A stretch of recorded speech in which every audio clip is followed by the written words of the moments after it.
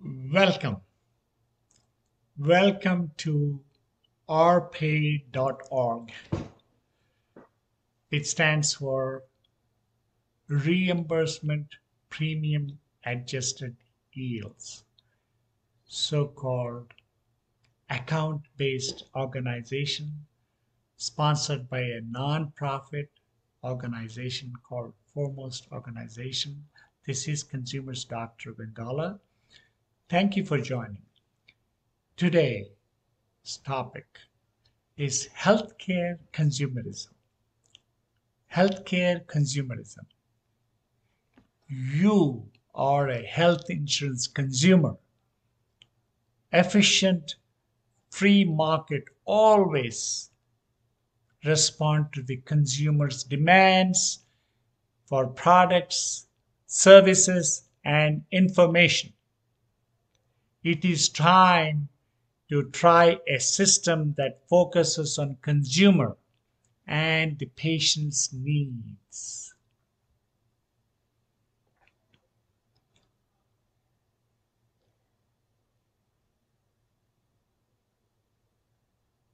Someone will tell you, some will say, we have tried the free market approach years before Obamacare. But you know, and I know, pre Obamacare was not a free market. It was never a free market prior to Obamacare. You and I know it was a bad system prior to Obamacare. Before Obamacare, the healthcare lobbyists had their way. I'll tell you what it was like. The structure included the laws such as number one, consumers were powerless when seeking to purchase coverage. And number two, insurance restricted providers and services patients could access. Services patients could access. And number three, cost and quality information was hidden from all of us. And number four, individual consumers had no power to negotiate premiums or understand why they were rejected in the first place for coverage in the first place. And number five, few powerful insurers limited coverages, provided alternatives, planned alternative choices, innovation, and pricing competition. Very few of the insurers with the limited coverages and provided alternatives, planned choices, innovation, and price fixing. Very few providers. And you and I know that laws and regulations were mostly written by insurance industry lawyers. Insurance industry lawyers, yes. With the limited competition and large market share, which drives the prices. That's how the costs were going up. Consumers were ignored. Believe me, folks, we don't want to revert back to the old system. We can't let industry lobbyists write the laws of post-Obama care. You know why? Consumers will be shafted again for the second time. We're not going to let it happen, folks. We will never let it happen. If you are a consumer, efficient free market always respond to consumer demands for products, services, and information. We never had a free market for health insurance. We never did. It is time we try and focus on the customer and the patients.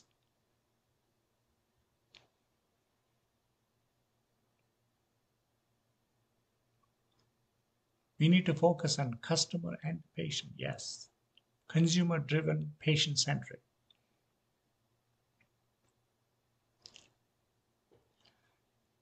Politicians and insurers are they're not working to help you or me, folks. Yes, they're not helping you or me. Politicians have been promising repeal and replace plans for over 10 years now, yet nothing gets done. Nothing gets done. Politicians are either unable or unwilling to develop alternatives to Obamacare. Since 2002, insurers and their lobbyists have been fighting hard against expanding account-based plans, so-called health savings accounts. You know why? Because health savings accounts puts control into the hands of the consumers. They have been fighting hard. They don't want consumers to be in control.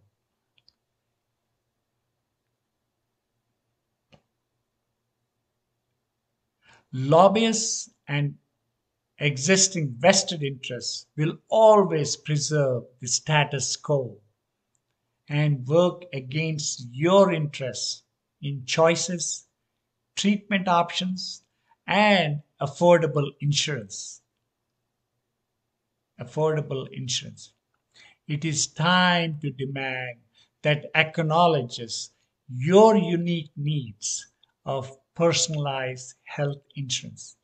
Time has come, folks, for personalized health insurance.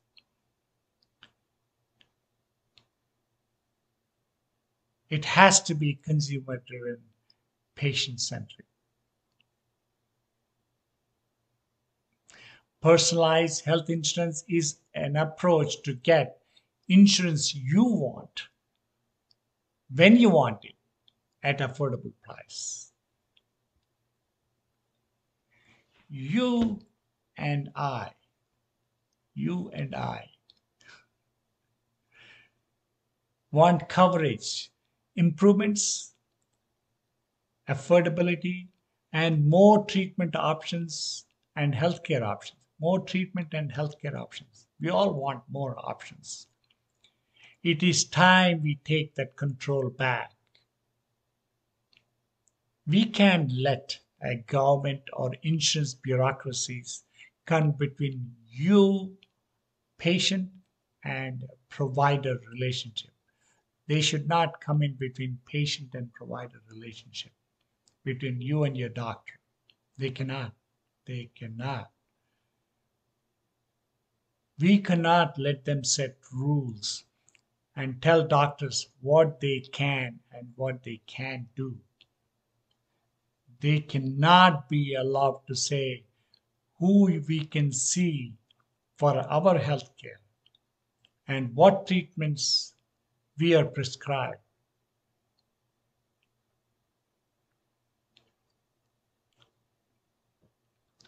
Personalized health insurance will improve the delivery of care, lower premiums, improve quality of treatments, and add new choices.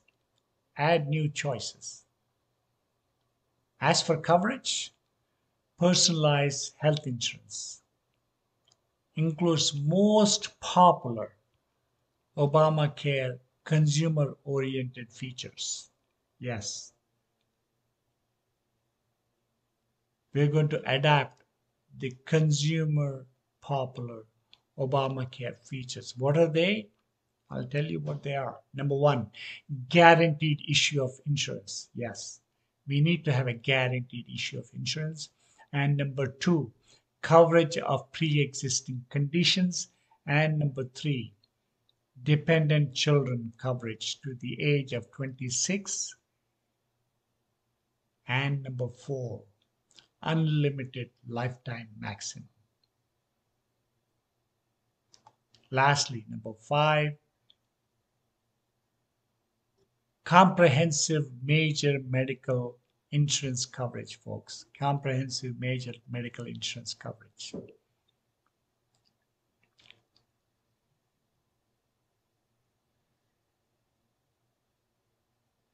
Personalized health insurance builds on the strengths of this country, folks, of this country, United States. It includes efficiencies, innovation, choices, consumer focus for a free market with consumer protections, patient and empowerment, and limited government oversight. Basically, it is a public private partnership, folks. Public private partnership. It should not strain the government.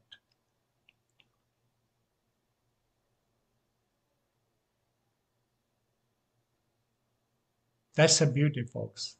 We have come a long way in healthcare. We need to deregulate the healthcare. Every year we get healthcare is the most overregulated industry out of all the sectors. Healthcare is overregulated. I have no idea. I understand it's a personal health, but every time the Congress or the state passes a new law, it costs the government because you need to create people to monitor. Yes, that needs to be changed, folks. We need to deregulate the healthcare industry, like what we did to our airlines. And number two, this billing system needs to be gone.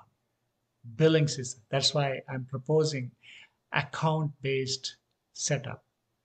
Everybody should have an account-based health savings account, so-called rainy day fund for the future healthcare of you and your family.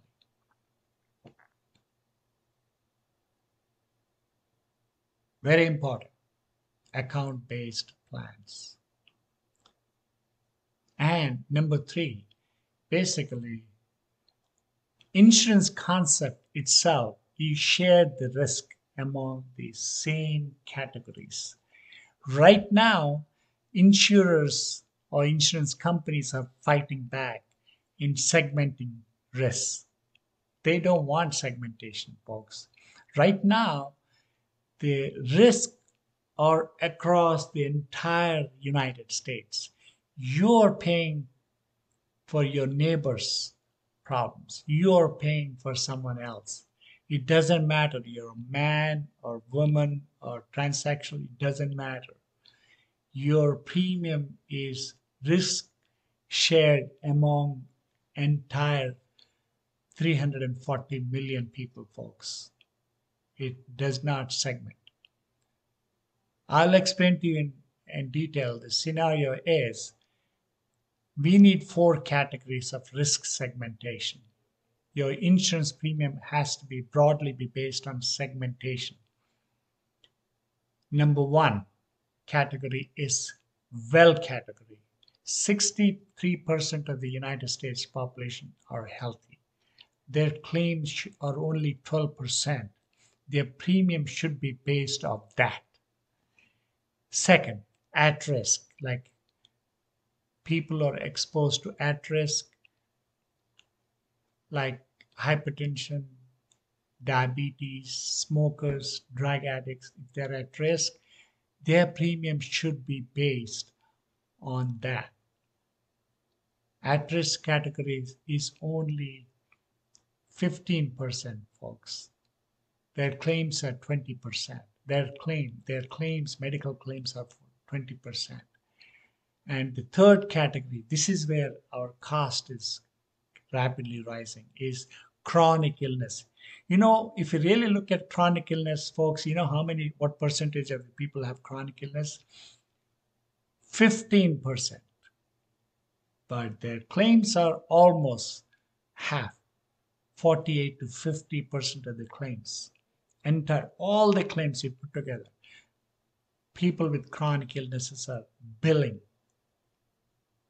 So those claims are a lot higher. So we need to focus on this chronic illness category, bring down the lower premiums, focus on them, and try to see how we can lower the premium in the chronic illness category. That's where the cost keeps rising. The last category is catastrophic. Catastrophic when you're exposed to something like you're a pilot or you have a cancer, you have something, you have a catastrophic illness. That is only 1% of the entire population, folks. And their claims are roughly 15% among the catastrophic. So if you segment the rest, the premiums will go down, folks. Through account-based plans, if everybody has account-based plans, and get rid of this billing system. There are 9,000 billing companies, folks. Billing companies, all the billing companies are making profits. And these mid-level agencies, so-called managed care organizations, need to be gone because that's what is raising the cost of the care. We need to have a public-private partnership with Health Review Authority taking care of the folks who need the most, who are impaired. We need to focus on the impaired and people with chronic ailments. That's our focus. If you really look at the people who are impaired and chronically ill, you're talking about the impaired group, it's only 2 to 3%, folks. 2 to 3 economically impaired. I'm talking about economically impaired and physically. Only 2 to 3% of the entire population. But we are punishing all Americans to cover the people who don't have insurance. We have 27 million uninsured. And right now we are spending $3.8 trillion annually, which has surpassed the national defense budget.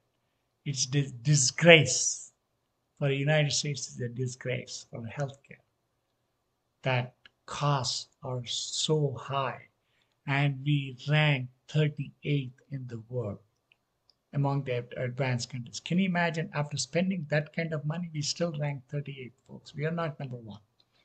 I want to see the United States where they excel the most is consumer driven. Every time we are good at consumer driven